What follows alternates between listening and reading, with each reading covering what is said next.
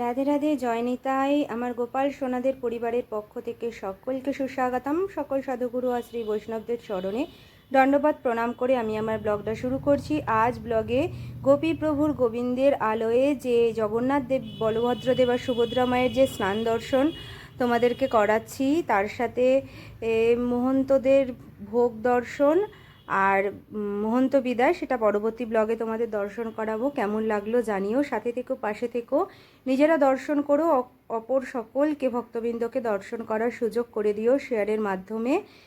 তাহলে তোমরাও অশেষ কৃপা লাভ করবে। রাধে রাধে, জয় নিতাই।